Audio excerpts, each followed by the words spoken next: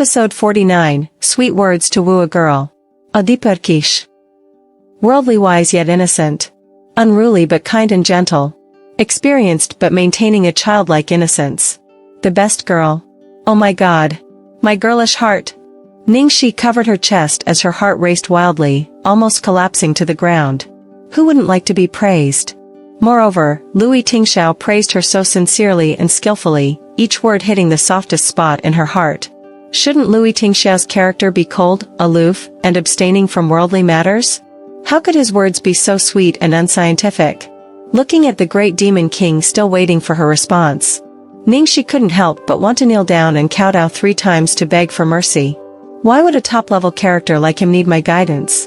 Ningxi cleared her throat and, in a tone of an experienced person, said, "Boss, forgive me for being straightforward, but with your inner and outer conditions and intelligence, you don't need my guidance at all. If, with your conditions, the other party is not moved, there's only one possibility." Lui Tingxiao, leaning against his forehead, lowered his hands and slightly squinted his eyes. What possibility?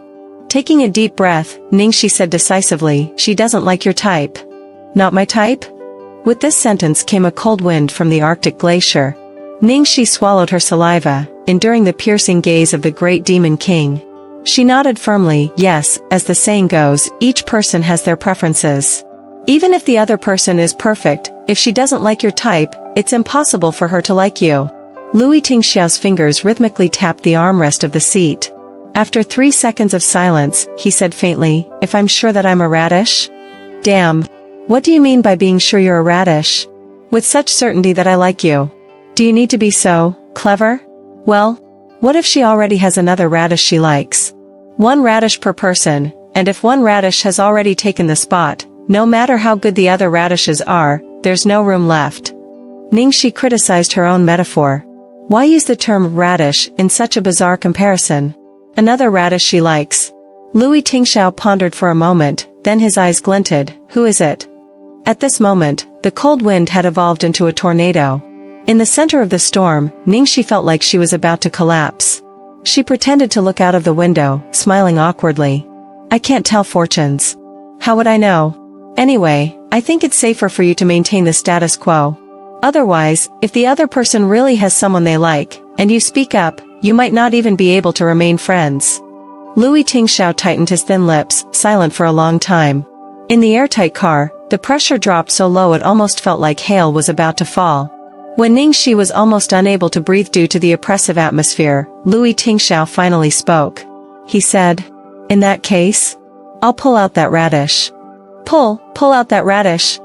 Brother, do you need to be so terrifying with your choice of words? Originally, she wanted to find a scapegoat, but which scapegoat could withstand the great demon king's move? They'd be too weak even to be a toothpick. It's miserable. Another failed communication. Should she use her ultimate move now? Hopefully, it wouldn't come to that.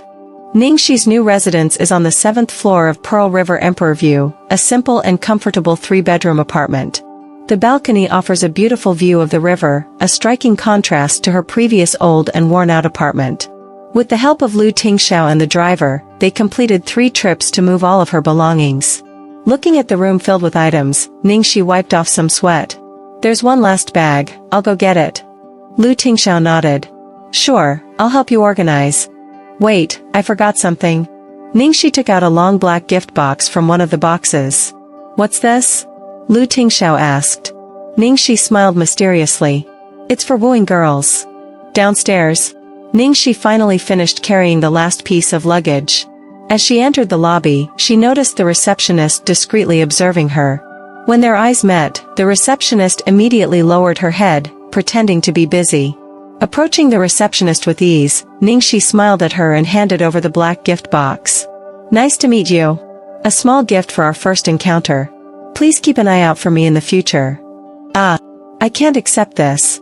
The receptionist hesitated. It's okay, it was a gift to me. You can take it. With such beautiful lips, these will definitely look good on you. Ningxi complimented. The receptionist touched her own lips, her cheeks blushing. Thank you. No problem. After Ningxi walked away, the receptionist immediately opened the box and revealed a delighted expression.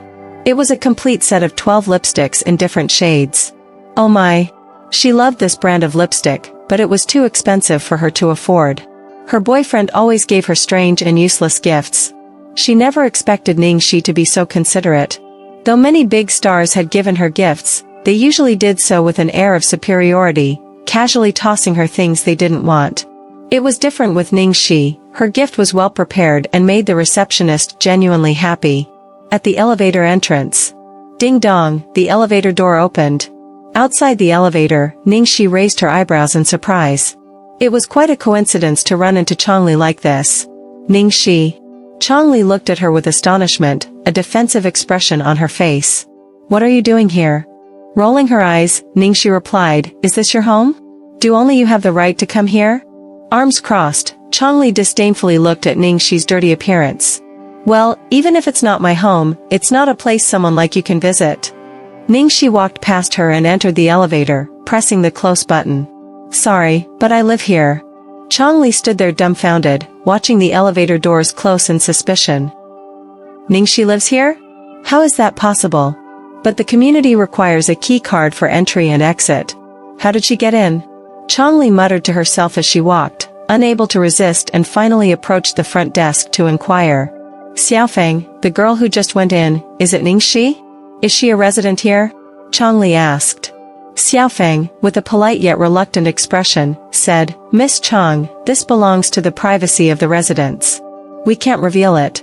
You also know how strict our management is. Changli calmly handed her a shopping card. Little sister, do me a favor. I just want to know if she lives here, not asking for any sensitive information. It won't affect you. Xiaofeng, looking disdainful, glanced at the shopping card, thinking, you usually treat me arrogantly, and now you're asking me for help. You know how to be polite when you need something? Initially, she wanted to push it back, but she changed her mind, accepted the card, and said, yes, she lives here. She registered about half a month ago. Changli's eyes lit up. Who is the homeowner? Xiaofeng, seeing her expression, knew what she was thinking and honestly replied, it's registered under Shengshe Entertainment. It must be the company arranging accommodation for her. Changli was dumbfounded. What? Are you sure you didn't make a mistake? She thought she could catch Ningxi on something. Xiaofeng, with a confident tone, said, how could I be mistaken? That suite is in the best location in the entire Pearl River Imperial scene, facing the Pearl River with a spectacular view. It was vacant until about half a month ago when Shengshe's staff brought workers to redecorate the house, and her information was filled in the property's records. I see, thank you. Changli walked out with a dark face. Damn it, is Shengshe Entertainment crazy? They actually gave such good treatment to a newcomer like Ningxi. Thinking about what she said to Ningxi not long ago about how good the dormitory arranged by Starlight was, she was basically slapping herself in the face. It seems necessary to keep an eye on Ningxi. She must figure out who is behind this cunning woman. With the help of Lu Tingxiao, Ningxi, who originally would have taken the whole day to finish everything, completed the tasks in half a day. Seeing everything neatly arranged, her mood improved. Ever since entering Shengshe, she always felt surreal. Now, looking at her future nest, it finally felt a bit real. Ningxi handed a new towel to Lu Tingxiao to wipe his sweat, expressing gratitude. You've worked hard today. Let me treat you to a meal? Regardless, Lu Tingxiao had been busy all day helping her move, so at least a meal was necessary. May we dine at home?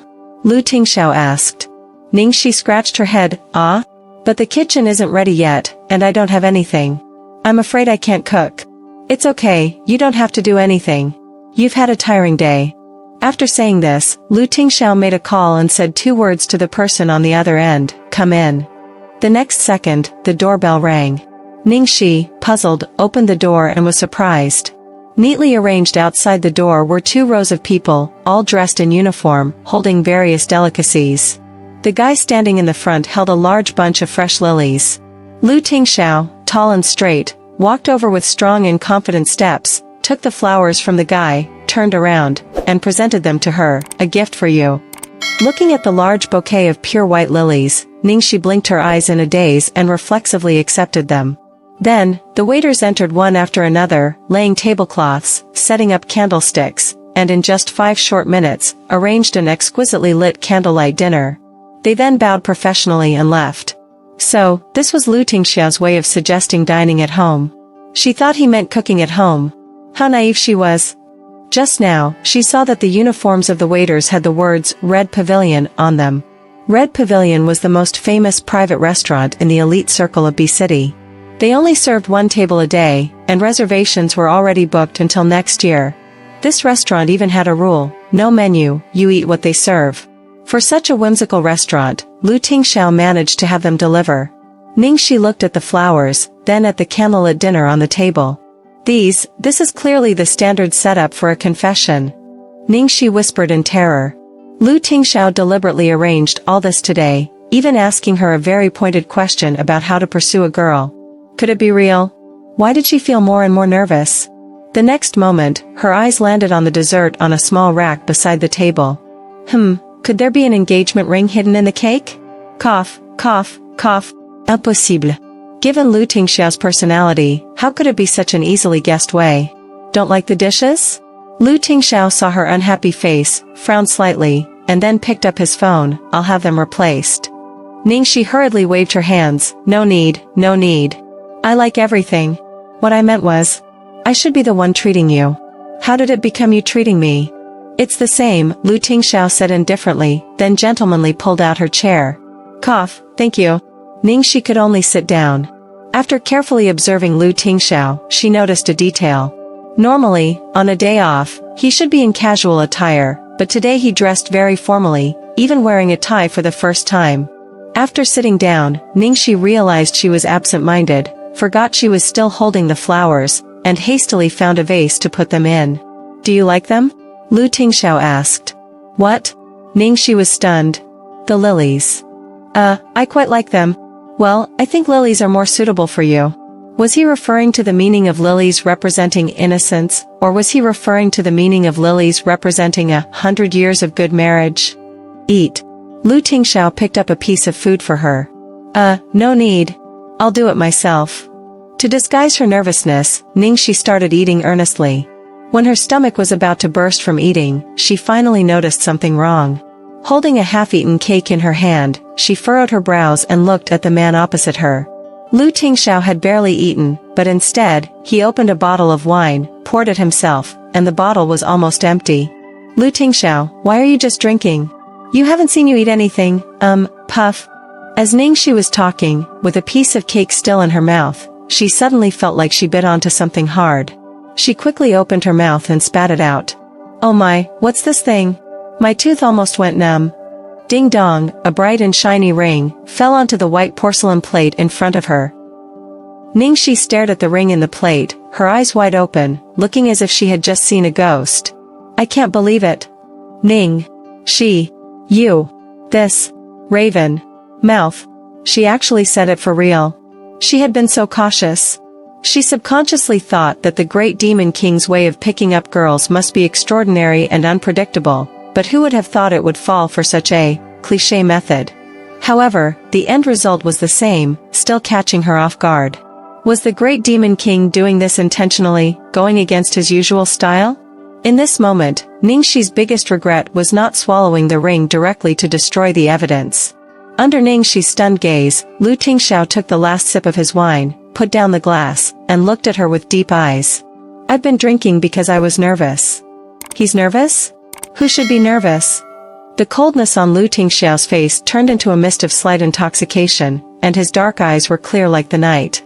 His cold voice, like raindrops falling into a cold pond, said, I never do things without certainty, but this time, I did. Perhaps this is the most impulsive thing I've ever done in my life, but I had no other choice, and there is no room for regret. Now, whether I advance or retreat, you've already decided to distance yourself from me. It's just a matter of sooner or later. From the first day I met you, I planned for this day and devised countless plans. However, you became more and more afraid of me. For you now, those plans seem to only bring you fright. So, I chose the most traditional and gentle way. After hearing the last sentence, Ningxi was speechless. The most gentle way. Thank you very much for being so considerate. But I still got scared out of my wits. Lu Tingxiao paused and then raised his head to continue, regardless of the method. I'm not confident that I can completely win you over. This planned event today is the most secure way I can think of, but I estimate the chance of success is only about 17%. Ningxi, huh? What kind of sorcery is this? How did he come up with this godly number? Under the chaos in her mind, Ningxi subconsciously tried to grab the wine, only to find that it had already been emptied by Lu Tingxiao. So, she poured herself a full glass of juice and gulped it down. With a bang as she put the cup down, Ningxi finally found her voice again. Lu Tingxiao, are you practicing how to confess to the girl you like? Well, it's quite good, very good. Traditional yet classic, low-key yet meaningful, and the lines are quite emotional.